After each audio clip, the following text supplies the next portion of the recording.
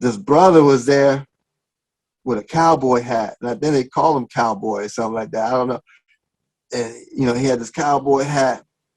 And I remember going in a circle and I was tearing it up, trying to prove, make my name again, And he came out on me.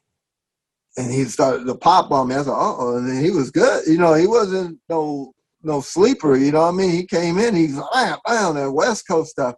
So then I just went to my Jazzy J, and then all of a sudden we were going back and forth.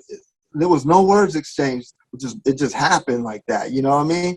And he came out, and then he started locking on me. And I was like, oh, no.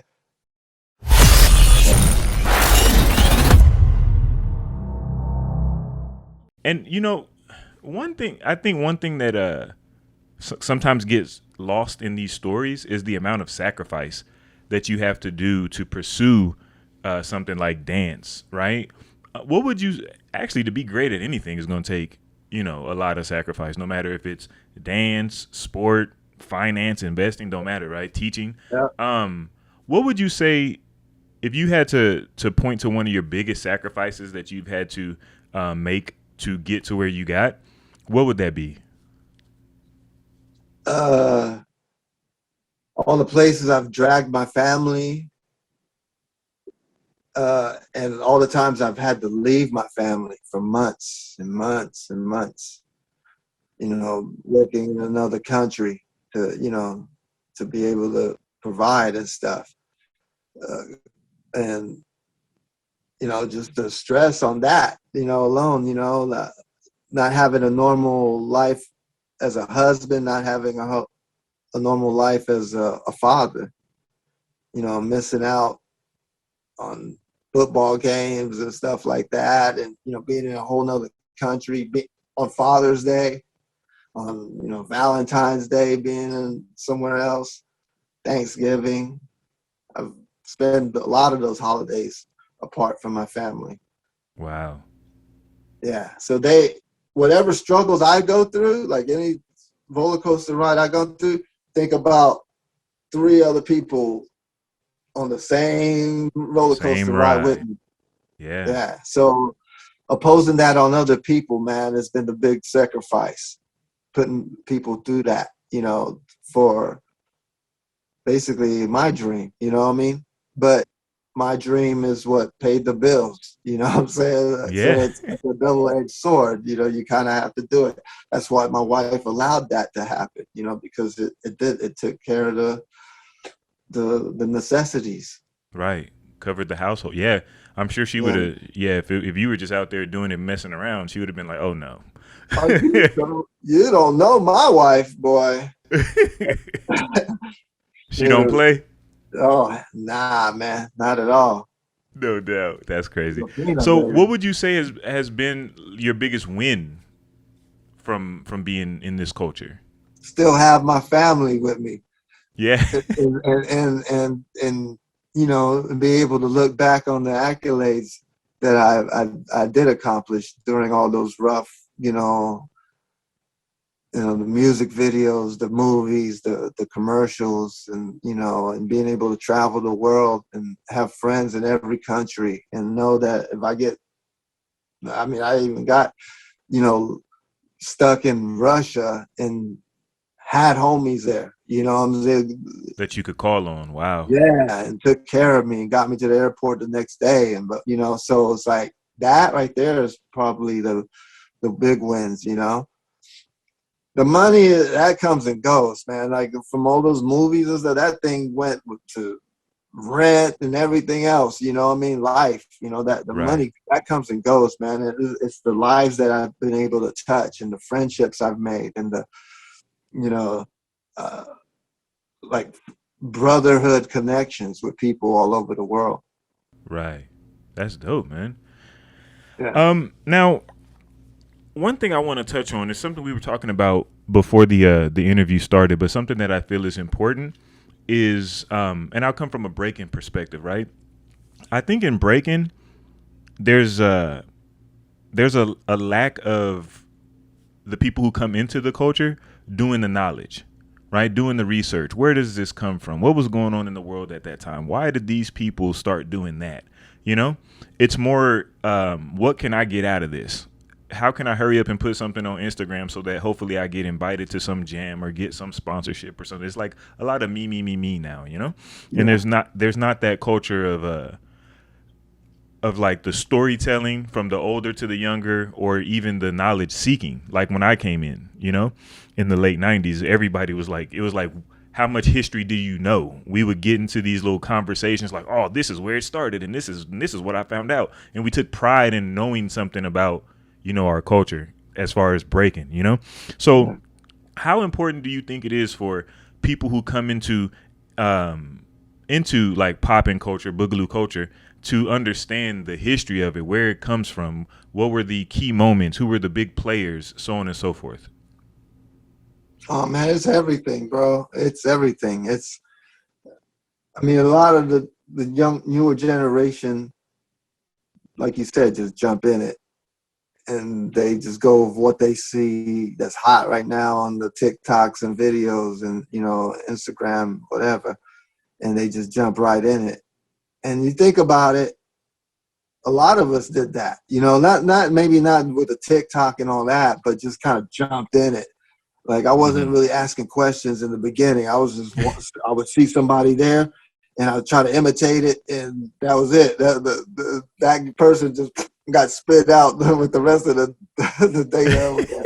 But sad to say, you know what I mean? Right. But that was the young mind coming in, something new. Oh my God, you know, and it is a me thing. You know, it's like you're trying to, you're this quiet person. So a lot of times, you know, I'm actually I'm a shy person, believe What? it or not. Yeah, the dancing and all this stuff is what brought my personality out and opened me up. That helped me. In school, I was quiet, you know what I mean? When I got into dancing, that's where I came, you know, that's where my personality came from. But uh, rewind to what you were saying.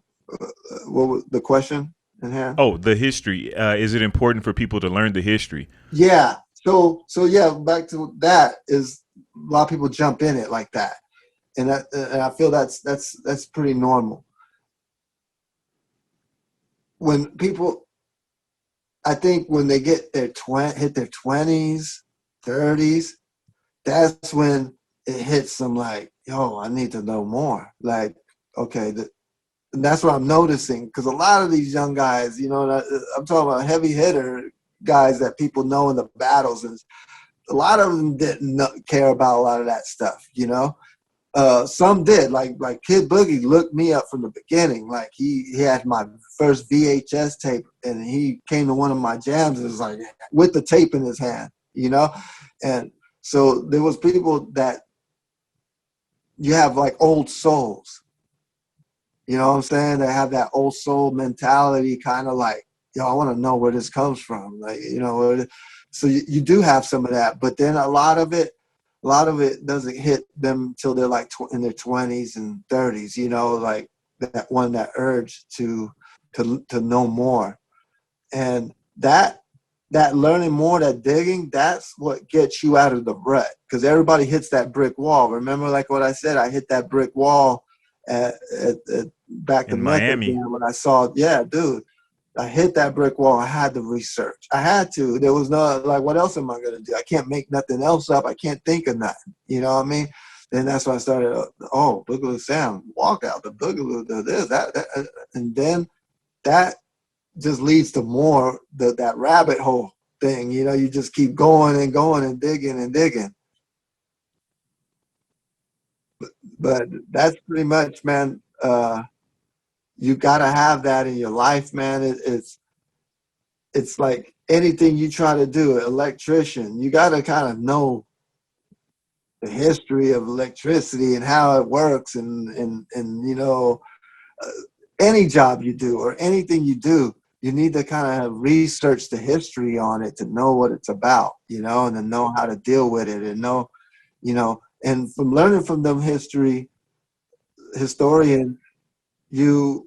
you're able to get, like, even me, like now my style is revolved back to doing basic foundation moves again to start over and then to build off of it, like, and then do crazy stuff with it, you know? And that's just how the creative modes juices flow, man. It's like you got to get some more information. You got to keep feeding it to be able to elevate to the next level, or you get stuck. So you need to know you know, like, I be watching, like, you know, the dudes, the OGs from the Bay Area, you know what I mean? Not just Electric Boogaloo, or not just this or that. I want to learn about all these guys' history and why they move like that and why they think like that, and why, because there's a lot of that stuff is feeling. It's not something you can just watch. You can, yeah, pick up the motion and stuff, but you got to understand why they move like that. Like, you know, Pop Tart, he's like a OG in the strutting. And he would do this thing, like he stick his hand out, look, and then look this way and look back and then come back. And then I was like, he said, you know what that is, right? And he's like, I was like, what? He says, that was like, we was imitating like being in the hood, and we're pushing the door open, looking at any police around and stuff like that. We look back and then go back and shut the door, or the window. He did the window, like stepping out the window.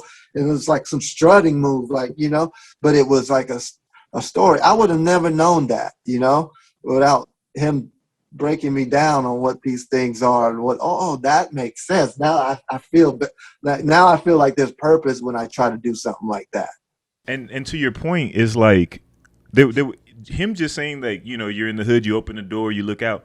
Not only does that tell you where the move comes from, Mm-hmm. but it also tells you the mentality of the people who are creating it. It tells you the situation, like the social situation, the socio-economic situation. Yeah. Like, even though it was just, he explained it in a very, you know, like just real quick, like, you know, we open the door, we look out, boom, boom, boom. But when you start reading in between the lines, there's so much more there. And it causes a greater respect for those people who created this thing.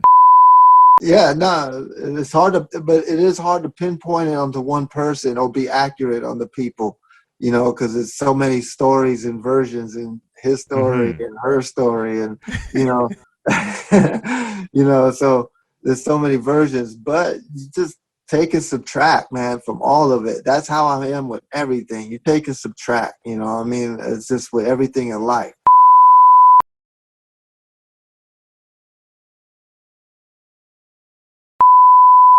For more quality content from Beyond the Cypher with Illskillz, don't forget to press the like and subscribe buttons. Also, feel free to follow us on Facebook and Instagram at Beyond the Cypher. Let us know how we're doing in the comment section, and to make sure you don't miss anything from the channel, smash that notification bell. We appreciate the love and support. Peace. Until the next episode.